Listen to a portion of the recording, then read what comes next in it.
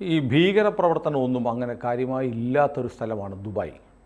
പക്ഷേ ദുബായിൽ നിന്ന് ഇസ്രയേലുമൊക്കെയുമായി ബന്ധപ്പെട്ട ഒരു ഭീകരപ്രവർത്തനത്തിൻ്റെ വാർത്ത വരുന്നുണ്ട്. അതൊന്ന് പറയാമോ?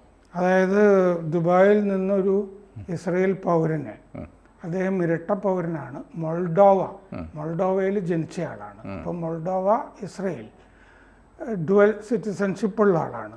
വ്യാഴാഴ്ച മുതൽ അദ്ദേഹത്തിനെ കാണാനില്ല. ഇപ്പോൾ അദ്ദേഹം അവിടെ ഒരു സൂപ്പർ മാർക്കറ്റിൽ മാനേജറായിട്ട് ജോലി ചെയ്യുന്നുണ്ടായിരുന്നു. സ്വി കോഗൻ എന്നാണ് പേര്. ഷബാദ് എമിസറി ആണെന്ന് പറയുന്നുണ്ട്. ഷബാദ് എന്ന് പറയുന്നത് യാഥാസ്ഥിതിക ജൂത പ്രസ്ഥാനമാണ്. എന്ന് പറഞ്ഞാൽ സേവന പ്രസ്ഥാനം. ആഗോളമായിട്ട് ജൂതന്മാരിപ്പോൾ UAE ചെല്ലുകയാണെങ്കിൽ അവർക്ക് മതപരമായിട്ടും അല്ലാതെയുള്ള സഹായങ്ങളൊക്കെ ചെയ്തു കൊടുക്കുന്ന ഒരു പ്രസ്ഥാനം. സേവന സംഘടനകളും ഇല്ലേ നമ്മുടെ നാട്ടിൽ നിന്നുണ്ടല്ലോ ഒരുപാട് സേവനം എന്നൊക്കെ പറഞ്ഞിട്ട്. അതെ. അപ്പോൾ ഇത് ഈസ്റ്റേൺ യൂറോപ്പിൽ വ്യാപകമായിട്ടുള്ള പ്രസ്ഥാനമാണ്. വലിയ ജൂത പ്രസ്ഥാനമാണ് ആഗോളമായിട്ട്. റഷ്യയിൽ 1775 തുടങ്ങിയ പ്രസ്ഥാനമാണ്. അപ്പോൾ അതിൻ്റെ ഒരു പ്രതിനിധിയായിട്ട് UAE ഇയാൾ ഇതിൻ്റെ കൂടെ ജോലി ചെയ്യുന്നുണ്ട്. അങ്ങനത്തെ ഒരാളെയാണ്. അപ്പോൾ ഇതിപ്പോൾ UAE ഭരണകൂടം ഒരുപാട് വിവരങ്ങൾ ഇത് സംബന്ധിച്ച് പുറത്തു വിട്ടിട്ടില്ല. പക്ഷേ ഇസ്രയേൽ പ്രധാനമന്ത്രി നെതന്യാഹുവിൻ്റെ ഓഫീസിൽ നിന്ന് അത്യാവശ്യം വിവരങ്ങളൊക്കെ പുറത്തുവിട്ടിട്ട് അതിൽ പറഞ്ഞിരിക്കുന്നത് മൊസാദ് രംഗത്തുണ്ട്. മൊസാദ് അന്വേഷിച്ചുകൊണ്ടിരിക്കുകയാണ്. അവർ പറഞ്ഞ വിവരങ്ങളിൽ ഇറാനാണ് ചെയ്തത് എന്നുള്ള സംശയം പറഞ്ഞിട്ടുണ്ട്. എന്നിട്ട് തുർക്കിയിലേക്കാണ് കൊണ്ടുപോയിരിക്കുന്നത്. ആളെ കൊണ്ടുപോയി വ്യാഴാഴ്ച കാണാനില്ലല്ലോ. പിന്നീട് അന്വേഷണത്തിൽ നിന്നും മനസ്സിലായിരിക്കുന്നത് ഇങ്ങനെ ആണ് എന്നുള്ള സൂചനകൾ അതിൻ്റെ അകത്തുണ്ട്. അപ്പോൾ UAE ലെവൽ 3 ട്രാവൽ അലർട്ടിലുള്ള സ്ഥലം ആണ്. ലെവൽ 3 എന്ന് പറഞ്ഞാൽ മോഡറേറ്റ്. അപ്പോൾ ഇസ്രയേൽ പൗരന്മാർക്ക് അവിടെ ഭീഷണി ഉണ്ട് എന്നുള്ള, നമ്മൾ നേരത്തെ തായ്ലൻഡിലൊരു ദ്വീപിൽ ത്രെട്ടുള്ളതിനെ പറ്റിയൊക്കെ ചർച്ച ചെയ്തിരുന്നു. പല സ്ഥലത്തും ഇങ്ങനെ ജൂതന്മാരെ സൂക്ഷിച്ചു വേണം പോകാൻ, ഇങ്ങനെ പോകണം എന്നൊക്കെ ഇസ്രയേൽ പറഞ്ഞിരുന്നു. അപ്പോൾ അതിൽ ലെവൽ 4 എന്ന് പറയുന്നതാണ് ഏറ്റവും വലിയ ലെവല്. ലെവൽ 1 എന്ന് പറഞ്ഞു കഴിഞ്ഞാൽ ത്രെട്ടില്ല. ഇത് ലെവൽ 3ആണ്. അപ്പോൾ ത്രെട്ടുള്ള സ്ഥലമാണ് UAE. അവിടെ ഇങ്ങനെ പോകണം, ഇങ്ങനെ നടക്കണം എന്നൊക്കെ ജൂതന്മാർക്ക് മുന്നറിയിപ്പുള്ളതാണ്. അപ്പോൾ ദുബായിൽ നിന്ന് 1.5 മണിക്കൂർ യാത്ര ചെയ്താൽ എത്താവുന്ന സ്ഥലത്ത് ഇയാളുടെ വാഹനം കണ്ടെത്തിയിട്ടുണ്ട്. ഇയാൾ ഉപയോഗിച്ചിരുന്ന വാഹനം. അപ്പോൾ തട്ടിക്കൊണ്ടു പോകുമ്പോൾ വാഹനത്തിൽ നിന്നായിരിക്കാം എന്ന് കരുതുന്നു. ഒരുപക്ഷെ കാർ ഓടിച്ചുകൊണ്ടിരിക്കുമ്പോൾ വണ്ടിയിൽ കയറി ഭീഷണിപ്പെടുത്തി ഡ്രൈവ് ചെയ്യിച്ചതാണ്. അപ്പോൾ റാഞ്ചിയ ആളുകൾ ഉസ്ബെക്ക് പൗരന്മാരാണ് എന്ന് സംശയിക്കുന്നുണ്ട്. കൊണ്ടുപോയിരിക്കുന്നത് തുർക്കിക്കാണ് എന്നും ഈ വിവരങ്ങളുള്ളതുകൊണ്ടായിരിക്കുമല്ലോ പ്രധാനമന്ത്രിയുടെ ഓഫീസ് ഇത്രയുമൊക്കെ പറഞ്ഞിരിക്കുന്നത്. അപ്പോൾ അത്യാവശ്യം വിവരങ്ങൾ ഇസ്രായേലിന് കിട്ടിയിട്ടുണ്ട്. അതാണ്. അപ്പോൾ UAE ഒരു വിധത്തിലും ഇത് പ്രതികരിച്ചിട്ടില്ല UAE. പക്ഷേ ചബാദ് HQ, അതായത് ആ സേവന സംഘടനയുടെ ഹെഡ്ക്വാർട്ടേഴ്സ് എന്ന് പറഞ്ഞിട്ടുണ്ട്, വി ആർ ഡീപ്ലി കൺസേൺഡ്, ഞങ്ങൾക്ക് വലിയ ഉത്കണ്ഠയുണ്ട്, ഞങ്ങൾ പ്രാർത്ഥിക്കുന്നു അദ്ദേഹത്തിനായി എന്ന് പറഞ്ഞിട്ടുണ്ട്. കോഗൻ IDF-ലെ ഭടനായിരുന്നു. ഇസ്രായേൽ ഡിഫൻസ് ഫോഴ്സ് പട്ടാളത്തിൽ ഉണ്ടായിരുന്ന ആളാണ്.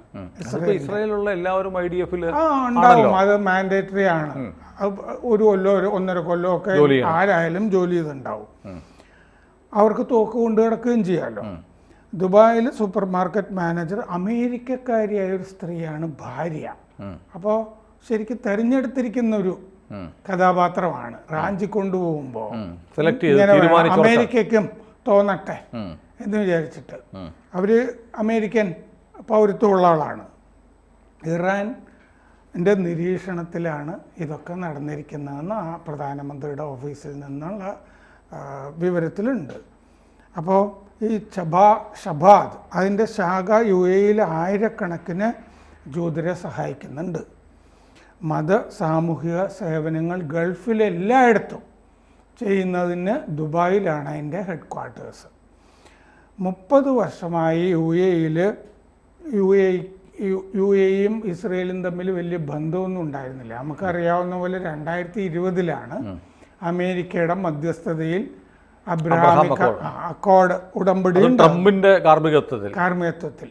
അപ്പോൾ അത് ഇപ്പോഴും ബന്ധമൊക്കെ ഒക്ടോബർ 7 ഉണ്ടായെങ്കിലും ഗാസ ആക്രമണമൊക്കെ ഉണ്ടായെങ്കിലും ആ ബന്ധം ബൈഡന്റെ കാലത്ത് അത് തഴച്ചു വളർന്നില്ല എന്നേ ഉള്ളൂ. പക്ഷെ ബന്ധമൊക്കെ അങ്ങനെ നിൽക്കുന്നുണ്ട്. അപ്പോൾ അതിലും ബുദ്ധിമുട്ടുള്ള ആളുകളായിരിക്കണമല്ലോ തട്ടിക്കൊണ്ടുപോയത്. അതാണ് ഇറാൻ്റെ. എനിക്ക് തോന്നുന്നത് അത് മാത്രമല്ല സാർ, എനിക്ക് തോന്നുന്നത് ഇപ്പോൾ ട്രംപ് വീണ്ടും വരികയാണ്. ട്രംപ് വീണ്ടും വരുമ്പോൾ പഴയ പോലെയുള്ള അത് ട്രംപ് വീണ്ടും വരുമ്പോൾ ആ ബന്ധം അബ്രഹാം അക്കോർഡുമായിട്ടുള്ള കാര്യങ്ങൾ മുന്നോട്ട് പോകും. അപ്പോൾ ഒരു അസ്വാരസ്യം കിടക്കട്ടെ അല്ലേ?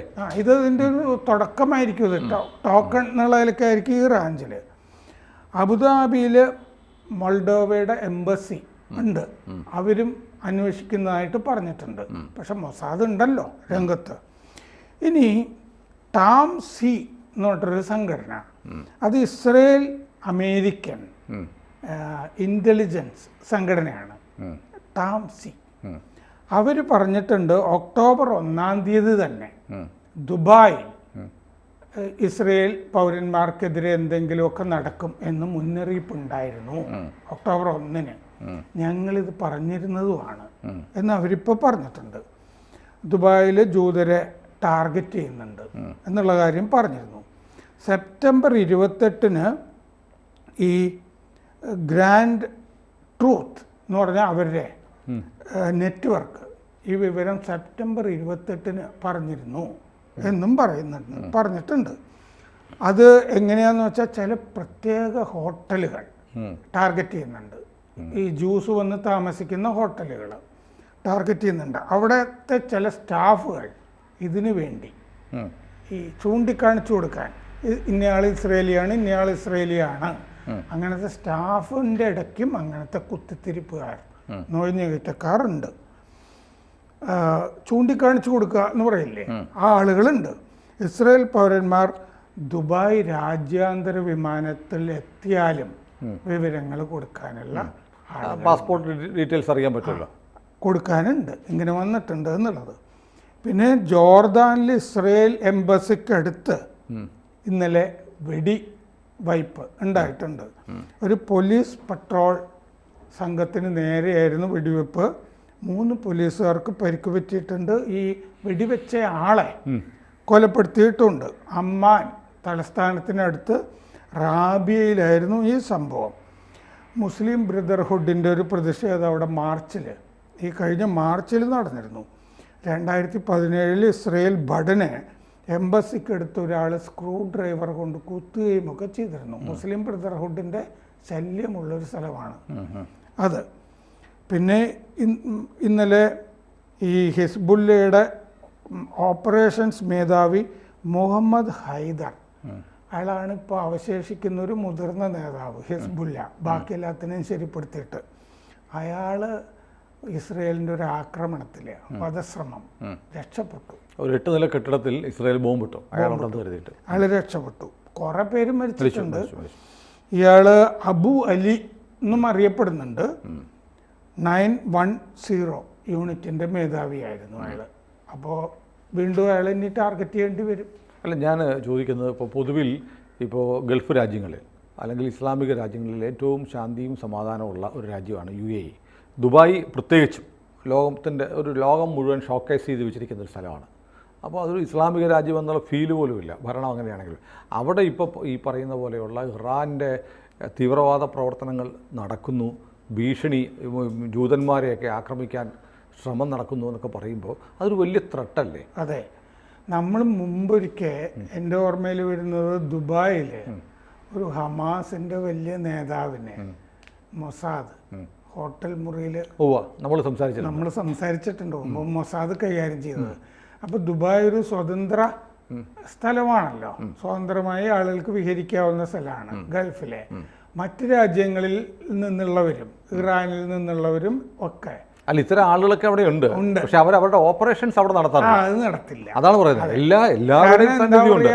ഒരു ഇടത്താവളം പോലെയോ വന്ന് താമസിച്ചിട്ട് ഓപ്പറേഷൻ സൗകര്യം ഒക്കെ ചെയ്യാവുന്ന ഒരു സ്ഥലമായിട്ടോ. അതായത് വന്നിരിക്കാം. ഇപ്പോൾ നമ്മൾ കേരളത്തെക്കുറിച്ച് പറയുമല്ലോ, ചില ആളുകൾ പറയാറുണ്ട്. എൻ്റെ ഒരു സുഹൃത്ത്, ഒരു മുസ്ലിം സുഹൃത്ത് പറഞ്ഞാൽ, നിങ്ങൾ പേടിക്കേണ്ട, കേരളത്തിൽ ഒരിക്കലും ഒരു തീവ്രവാദി ആക്രമണം ഉണ്ടാകത്തില്ല. ഞാൻ ചോദിച്ചാൽ അതെന്താ? അല്ല, ഇസ്ലാമിക ശക്തികൾക്ക് ഭരണത്തിൽ ഉൾപ്പെടെ നിർണായക സ്വാധീനം ചെലുത്താൻ പറ്റുന്ന ഏക സ്ഥലം കേരളമാണ്. ഇവിടെ കൂടെ അശാന്തി ഉണ്ടാക്കിയാൽ അമിത്ഷായുടെ പിടികൊണ്ടു അവർക്കും ഏറ്റവും സുരക്ഷിതമായ താവളമാണ്. അതുപോലെയാണ് ദുബായ്. ദുബായ് ഈ പറഞ്ഞ പോലെ ഓപ്പണാണ്. അവിടെ ലോകത്തുള്ള എല്ലാ വിധ്വംസക ശക്തികളുടെയും സാന്നിധ്യം ഉണ്ടാവാം. പക്ഷേ അവരവിടെ ഒന്നും ചെയ്യില്ല. അവിടുത്തെ ക്രമസമാധാനത്തെ, ജനജീവിതത്തെ, അവിടുത്തെ ആഭ്യന്തര സുരക്ഷയെ ബാധിക്കുന്ന ഒന്നും ചെയ്തതായിട്ട് നമ്മൾ കേട്ടിട്ടില്ല. മാത്രമല്ല അവരുടെയൊക്കെ നിക്ഷേപം കിടക്കുന്ന സ്ഥലം അവിടെയാണ്. കേരളത്തിലെ പോലെ കേരളത്തിലാണ് പലരുടെ നിക്ഷേപം എന്ന് പറയുന്നത്. നിക്ഷേപം സമാധാനപരമായിട്ട് സുരക്ഷിതമായിട്ടിരിക്കണം എന്നവർക്കും കാണും. നിന്റെ ഹൃദയം അല്ല, നിന്റെ സ്വത്ത് എവിടെയാണോ അവിടെ ആയിരിക്കും നിന്റെ ഹൃദയം എന്ന് പറയുന്നുണ്ട്. അപ്പോൾ അത് ദുബായിൽ ഇങ്ങനെ സംഭവിച്ചു എന്നുള്ള വല്ലാത്തൊരു ആശങ്കയാണ്. ഇത് വലിയ ആശങ്കയാണ്. ഇത് ചിലപ്പോൾ ഈ ട്രംപ് വരുമ്പോൾ ആക്രമണം, ഞങ്ങൾ ഈ നിഴൽ യുദ്ധം നടത്തും എന്ന് ഇറാൻ പറയുന്നതിൻ്റെ സൂചനയുമാണ്. മാത്രമല്ല ഇതിൻ്റെ അകത്ത് നമ്മൾ കുറച്ച് ദിവസമായിട്ട് സംസാരിക്കുന്നുണ്ടല്ലോ തുർക്കിയുടെ കാര്യം. തുർക്കിയിലേക്ക് ഖത്തറിൽ നിന്ന് ഹമാസിന്റെ നേതാക്കൾ പോയിട്ടുണ്ട് എന്നുള്ളത്. അപ്പൊ ഇയാളെ തുർക്കിയിലേക്ക് കൊണ്ടുപോയിരുന്നു എന്ന് പറയുമ്പോൾ തുർക്കിയും അമേരിക്കയും തമ്മിലുള്ള ഒരു യുദ്ധത്തിന്റെ നാറ്റോയുടെ തലവനും ട്രംപും കൂടെ ഇന്നലെ ചർച്ച നടത്തിയിട്ടുണ്ട്. അതെ. അപ്പോൾ തുർക്കിയുടെ കാര്യത്തിൽ ഒരു തീരുമാനം. ഏതായാലും ആളുകൾക്ക് സ്വസ്ഥമായും സമാധാനമായും ജീവിക്കാൻ പറ്റുന്ന രീതിയിലുള്ള ഉദാരമായ നിലപാടുകളും സഹിഷ്ണുതയൊക്കെ പുലർത്തുന്ന ഒരു രാജ്യമാണ് UAE, വിശിഷ്യ ദുബായ്. അവിടെ ഇത്തരം ഒരു കിഡ്നാപ്പിംഗ്, അവിടെ നിന്ന് തട്ടിക്കൊണ്ടുപോയി ഒരു രാജ്യാന്തര ശ്രദ്ധ പിടിച്ചു പറ്റുന്ന ഒരു സംഭവം ഉണ്ടായി എന്നുള്ളത് വലിയ ഖേദകരമാണ്. ദുബായിൽ നിന്ന് ഇസ്രായേൽ പൗരനെ ഇറാൻ റാഞ്ചി തുർക്കിയിലേക്ക് കൊണ്ടുപോയി. അതെ, അത് വല്ലാത്തൊരു വാർത്തയാണ്. അത് ദുബായിക്ക് വല്ലാത്ത ക്ഷീണം ഉണ്ടാക്കുന്നൊരു വാർത്തയാണ്. കൂടുതൽ വാർത്തകളും വിശേഷങ്ങളും നിങ്ങളിലേക്ക് എത്താൻ ABC മലയാളം സബ്സ്ക്രൈബ് ചെയ്യുക, ബെൽബട്ടനും അമർത്തുക.